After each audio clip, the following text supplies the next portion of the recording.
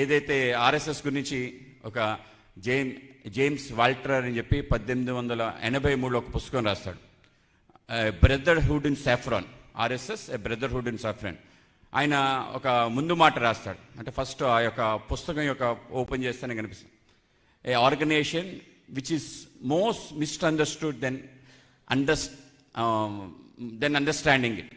దాన్ని అర్థం చేసుకోవటం చాలా సులువు, దాన్ని మిస్అండర్స్టాండ్ చేసుకోవటం చాలా తేలిక. అటువంటి సంస్థ ఆర్ఎస్ఎస్ అని చెప్పి ఆయన రాయటం జరిగింది. ఆ విధంగా అటువంటి గంగా సంబంధించిన అనేక అంశాలు ఈ యొక్క శతాబ్ది ఉత్సవం, అది కూడా మనకి అత్యంత ప్రత్యేకం. కనుక ఈ సందర్భంలో పండిత్ దీన్ దయాల్జీ సంబంధించిన అనేక అంశాలు మనం మాట్లాడాలి, ఆలోచన ఏమిటి అనే విషయాన్ని తెలుసుకోవాలి అంటే దానికి తగిన వ్యక్తి రాకా సుధాకర్ గారు. అయితే మనం ఈ సందర్భంలో తప్పనిసరిగా పండిత్ దీన్ దయాల్జీ యొక్క ఆలోచన సరళి, అలాగే ప్రస్తుతం మన ప్రీతమ ప్రధాని నరేంద్ర మోడీ గారు ఆత్మనిర్భర్ భారత్ అనే ఒక స్లోగన్ ఇవ్వటం, అది కోవిడ్ నేపథ్యంలో ఆ కోవిడ్ కష్టకాలం నుంచి బయటపడడానికి ఎంఎస్ఎంఈకి ఒక ప్యాకేజ్ ఇచ్చి వాళ్ళని బయటికి తీసుకురావాలనే ఒక ప్రయత్నంలో ఆత్మనిర్భర్ అనే అంశాన్ని లేవనెత్తడం, ఆ రోజు నిర్మలా సీతారామన్ గారు దీన్ని ప్రస్తావించడం, తర్వాత కాలంలో దీన్నే మన ఒక వేదికగా చేసుకొని స్వయం సమృద్ధి భారత్, ఆత్మనిర్భర్ భారత్ అంటే భారత్ తన కాళ్ళపైన నిలబడే ఒక ప్రయత్నం పెద్ద ఎత్తున చేయాలి అని చెప్పి ఒక పిలుపు ఇవ్వటం. అలాగే తాజా అనేక రకాల నేపథ్యాలు, ముఖ్యంగా మనందరికీ తెలుసు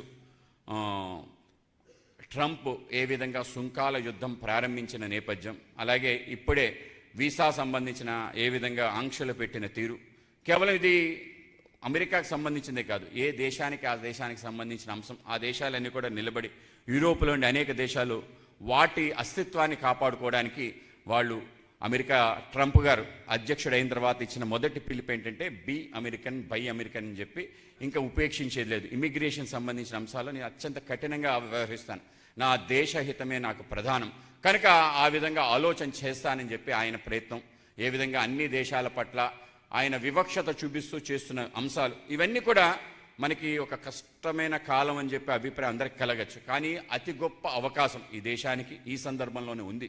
కనుక ఈ అవకాశాన్ని అందిపుచ్చుకొని ముందుకెళ్లాలని దేశ ప్రధాని నరేంద్ర మోడీ గారు దాన్ని ముందుకు తీసుకెళ్లే తీరులో ఆయన ఆగస్టు 15న మొన్న జరిగిన ప్రసంగం, ఏదైతే చారిత్రాత్మక ప్రసంగం చేయడం జరిగింది, దాంట్లో అనేక అంశాలు, ముఖ్యంగా నెక్స్ట్ జెన్ జిఎస్టీ ఏదైతే 2.0 ఆవిష్కరణ కాబడిందో, ఏదైతే సరళీకృత ఏదైతే విధానాన్ని 2 స్లాబ్ సిస్టమ్ తీసుకురావటం వల్ల మనందరికీ కూడా ముందుగా దసరా దీపావళి వచ్చే విధంగా ధరలన్నీ తగ్గటం, అంటే దేశం అంతా కూడా విపత్కర పరిస్థితుల్లో ఉంది, యుద్ధాల నేపథ్యంలో, అనేక రకాల సుంకాల యుద్ధాల నేపథ్యంలో మన యొక్క ధరలు తగ్గటం అనేది మామూలు అంశం కాదు. ఆ విధంగా 20% కూడా తగ్గే అవకాశం, 10% తగ్గే అవకాశం, 99% మన యొక్క అన్ని వస్తువులపైన ధరలు తగ్గటం అనేది ఇది కూడా చాలా చారిత్రాత్మకమైన అంశం. ఆ విధంగా అటువంటి అంశం నడుస్తున్న సందర్భం, సో ఆ విధంగా జిఎస్టీని తీసుకొచ్చే సందర్భంలో ఆయన మరొకసారి మనం స్వదేశీ ఉద్యమాన్ని ప్రారంభించాలి, భారత్ ఆత్మనిర్భరత వైపు నడవాలి అని చెప్పి ఒక పిలుపు ఇవ్వటం.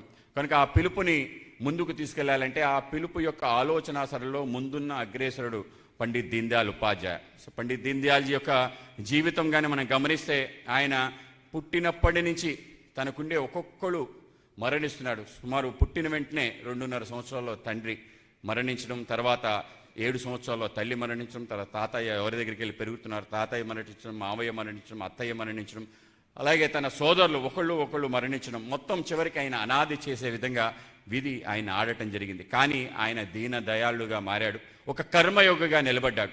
అందరూ ఆయన్ని ప్రేమించేవాళ్ళు ఒక్కొక్కళ్ళు దూరం అవుతారు. కానీ దేశమంతా ఆయన ప్రేమించే విధంగా ఆయన కానీ ఒకసారి స్ఫురణకు తెచ్చుకుంటే ఆయన ఆకారం ఏ విధంగా ఉన్నా ఆయనతో ఒక్కసారి మాట్లాడితే ఆత్మీయ భావం కలగటం, ఆయన ఆ విధంగా ఆరాధించే విధంగా వెళ్ళటం, అటువంటి ఒక మూర్తిభవించిన విగ్రహం పండిత్ దీన్ దయాల్జీ. కేవలం అదే కాదు, విధి ఆయనని అనేక క్రూరంగా ఒక దిక్కులేని దిక్కుమాలిన శవంగా మార్చే ఒక ప్రయత్నం చేసింది. ఆయన చనిపోయిన క్షణంలో ఈయన ఎవరు అని తెలియని పరిస్థితి, మొఘల్ సరాయ్లో ప్లాట్ఫామ్ నెంబర్ 1 పిల్లర్ నెంబర్ 1276 అనే పిల్లర్ దగ్గర ఆయన శవం ఉంటే ఈ యొక్క ఎవరిది అంటే ఒక అనాథ శవంగా గుర్తించి తీసుకొచ్చి ఎఫ్ఐఆర్లో రాయటం జరిగింది. తర్వాత మొత్తం దేశవ్యాప్తంగా అతను భారతీయ జనసంఘ్ యొక్క అఖిల భారత అధ్యక్షుడు అని తెలిసిన దేశవ్యాప్తంగా ఆయన గురించి ఏ విధంగా పెళ్ళుబుక్కిన ఏదైతే చైతన్యం వచ్చి అందరూ కూడా ఆయన దగ్గరికి ఏ విధంగా వచ్చారో కూడా చూడటం జరిగింది. ఆ విధంగా విధి అప్పుడు కూడా ఓడిపోవటం జరిగింది. చివరికి ఆయన ఒక చితాభస్మంగా మార్చే ప్రయత్నం చేయటం జరిగింది. అయితే ఆ చితి నుంచి లేచిన ఆయన యొక్క పవిత్ర ఆత్మ నరనారి హృదయాల్లో ఏ విధంగా స్థిరస్థానం వహించిందో, అలాగే మన జాతీయతకి ప్రతినిధిగా ఒక సముచిత శిఖరంలో ఎగరటం, అలాగే దేశానికి సంబంధించిన అనేక విలువైన విషయాలు మనకు అందించడం, ఆయన ప్రతి అంశం మనకి ప్రబోధిస్తుంది. ప్రతి అంశం ఆయన ఆరాధించే విధంగా తయారు చేస్తుంది. ఆయన చేసిన అనేక రకాల చేతల ద్వారా మన చేతులచే పూజించేటట్టు చేసే ఒక నిజమైన కర్మయోగి, అలాగే అటువంటి ఒక దర్శనాన్ని ఇవ్వగలిగే ఒక గొప్ప మహానుభావుడు పండిత్ దీన్ దయాల్జీ ఉపాధ్యాయ. ఆ దీన్ దయాల్జీ యొక్క అనేక అంశాలు మనకి అన్ని అంశాలు కూడా ఆయన సంబంధించిన పుట్టుక నుంచి ఆయన చివర మరణం వరకు జరిగిన అన్ని సంఘటనలు కూడా అత్యంత స్ఫూర్తివంతంగా ఉంటాయి. అత్యంత నిరాడంబరంగా ఆయన జీవితాన్ని ఏ విధంగా కొనసాగించాడు. మనకి భగవద్గీతలో ఒక శ్లోకం ఉంది, అద్వేష్ట సర్వభూతాన మైత్ర కరుణ ఏవచ నిర్మమో నిరహంకారో సమదుఃఖ సుఖక్షమి అని చెప్పి. అంటే మనందరికీ కూడా ప్రపంచం పట్ల, మొత్తం సమస్త సృష్టి పట్ల కరుణ అలాగే దయ ఉండాలి, ఆ విధంగానే చూడాలి అని చెప్పి అటువంటి వ్యక్తికి, ఎవరికైతే అహంకార రహితంగా సుఖాలు దుఃఖాలు సమానంగా చూసుకోగలిగి, అలాగే అన్నిటి పట్ల ఈశ్వరార్చన భావంతో ఎవరైతే కొలుస్తారో, నన్ను కొలుస్తారో అతనే నాకు ఇష్టమైన భక్తుడు అని చెప్పి మనకి భగవద్గీతలో శ్రీకృష్ణుడు ప్రవచించినట్టు అతనే నిజమైన కర్మయోగి అని చెప్పాడు. అటువంటి కర్మయోగి ఏదైతే భగవద్గీతలో చెప్పిన అహంకార రహితంగా సుఖ దుఃఖాలని ఒకేలా చూసే విధంగా ఒక ఈశ్వరార్చన భావంతో మొత్తం తన యొక్క పని ఆజన్మాంతం చేసిన వ్యక్తి, అటువంటి వ్యక్తే పండిత్ దీన్ దయాల్జీ. ఆ విధంగా ఆయన యొక్క జీవితాన్ని తీసుకెళ్లిన తీరు, అనేక రకాల సంఘటనలు, ప్రతి సంఘటన కూడా మనకి స్ఫూర్తివంతంగా ఉండే తీరు. 1967 డిసెంబర్ 28న ఆయన అఖిల భారత అధ్యక్షుడిగా అవటం జరిగింది. ఎక్కడయ్యాడంటే అది ఎర్ర జెండాల యొక్క కోట కాలికట్లో ఆయన్ని ఆ యొక్క సముద్ర తీరాన ఆయన అఖిల భారత అధ్యక్షులుగా ఎన్నుకోబడ్డారు. అది చారిత్రాత్మక అంశం. ఎందుకంటే ఆ రోజు 1967 ఎన్నికల్లో భారతీయ జనసంఘ్ దేశంలో రెండో అతిపెద్ద పార్టీగా అవతరించిన తీరు. 34 పార్లమెంటు సీట్లు గెలవటం జరిగింది. దేశంలో పాపులర్ ఓట్ 14% ఓటు శాతం వచ్చిన సందర్భం. ఒక్కసారి దేశమంతా ఏమిటి పార్టీ ప్రారంభం 1952 ఎన్నికల్లో ప్రారంభించి ఏ విధంగా 3 సీట్ల నుంచి ఇవాళ 34 సీట్ల వరకు ఎదిగింది. కేవలం ఎదగడమే కాకుండా 1967లో దేశవ్యాప్తంగా 3 రాష్ట్రాల్లో సంయుక్త విధాయక్ దళ్ లాంటి ఒక కాంగ్రెస్ ఇతర పక్షం అధికారంలో రాగలదు అని చెప్పి నిరూపించి అనేక రకాల వామపక్ష భావజాలాలు కలిగిన పార్టీలతో పాటు సోషలిస్ట్, స్వతంత్ర party, Lok Dal, Akali Dal, DMK party వీళ్ళందరితో కలిసి ఒక గఠబంధన్ని ఏ విధంగా ప్రారంభించి దేశంలో మొదటిసారి ఒక కూటమి, ఏదైతే మనం ఎన్డీఏ కూటమి అని చెప్తున్న వాళ్ళ ఆ విధంగా ఏర్పాటు చేసి 3 రాష్ట్రాల్లో, ఆ విధంగా బీహార్, రాజస్థాన్, మధ్యప్రదేశ్లో మన ప్రభుత్వాలు ఏర్పాటు చేసిన తీరు, ఆ విధంగా ఆయన యొక్క నేపథ్యం 67లో ఆ ఎన్నికల్లో ఆ విధంగా అద్భుత విజయం సాధించిన తర్వాత ఈ ఆలోచన, ఈ యొక్క ప్రయత్నం, దీని వెనకాలండే వ్యక్తి ఎవరని చెప్పి ముఖ్యంగా కమ్యూనిస్ట్ కాంగ్రెస్ దాని గురించి ఆలోచన చేసి ఆ విధంగా ఆయన పైన కుట్రపూరితంగా కేవలం 40 రోజుల పాటు ఆయన అఖిల భారత అధ్యక్షుడు ఉన్నారు. ఫిబ్రవరి 11, 1968లో ఆయన మొఘల్ సరాయ్ స్టేషన్కి విగత జీవిగా ఆ యొక్క ప్లాట్ఫామ్లో పడిన నేపథ్యం, ఎలా జరిగింది ఏమిటి అని చెప్పి ఎటువంటి విచారణ జరగకుండా కేసు ముగించిన తీరు, దాని వెనకాలండే కుట్ర తప్పనిసరిగా మనందరికీ అర్థమవుతుంది. ఒక భావాన్ని ఆయన దేశంలో ప్రస్తుతించి దేశవ్యాప్తంగా, ప్రపంచవ్యాప్తంగా దానిపైన చర్చకి దారితీసి 1964లోనే, అంటే 65లో ఇక్కడ ప్రవచించిన 64లో ఆయన అమెరికా పర్యటన, ఈస్ట్ ఆఫ్రికా పర్యటన, ఆ సందర్భంలో కూడా అనేక చోట్ల ఆయన మాట్లాడిన అంశాలు అవన్నీ కూడా ఆ రోజు పెద్ద చర్చకు దారితీసింది. అంటే దేశంలో, ప్రపంచంలో ఇవాళ వామపక్ష ఆలోచన కానీ, అలాగే క్యాపిటలిస్టిక్ ఆలోచన తప్ప ఇంకేమిటి ప్రత్యామ్నాయం లేదు అనే ఒక సందర్భంలో ఏ విధంగా ఒక వ్యక్తి భారతదేశం నుంచి వచ్చి ఏ విధంగా ఒక ఆలోచన పద్ధతి వాళ్ళకి చెప్పి వీటికి ప్రత్యామ్నాయమైన ఒక ఆలోచన దేశంలో ఉంది. ఆ ఆలోచన ఏదైతే ఉందో అది మన వేదాంతానికి సంబంధించిన అంశం. దేశంలో స్వతంత్రానికి కారణభూతం అయ్యారు.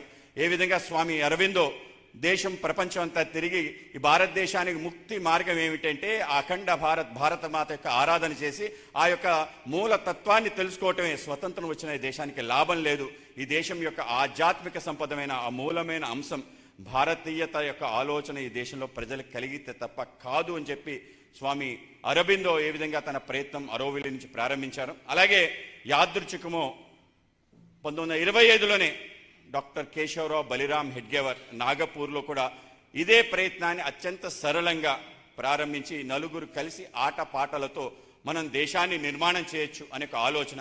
ఈ అన్ని యొక్క ఆలోచన సరళితోనే పండిత్ దీన్ దయాల్జీ యొక్క ఏకాత్మ మానవ దర్శనాన్ని మన ముందు పెట్టడం జరిగింది. ఒక వ్యక్తి యొక్క వికాసం ద్వారా సమాజం, కుటుంబం, అలాగే దేశం, అలాగే విశ్వానికి కళ్యాణ్ అండ్ విశ్వ యొక్క పురోభివృద్ధి ఉంటుంది. ఆ విధంగా విశ్వకి కళ్యాణ్ వ్యక్తి సమాజ్ और విశ్వ का भी కళ్యాణ్ నిహిత హై అని చెప్పి ఆ విధంగా ఒక వ్యక్తి ఆధారంగానే ప్రపంచం యొక్క ముందుకెళ్తుందనే ఒక ఆలోచన. అలాగే మనందరం కూడా సర్వే జన సుఖనోభవంతో అనే ఒక ఆలోచన, అసలు అందరూ కూడా సుఖంగా ఉండాలనే ఒక ఆలోచన సరళి.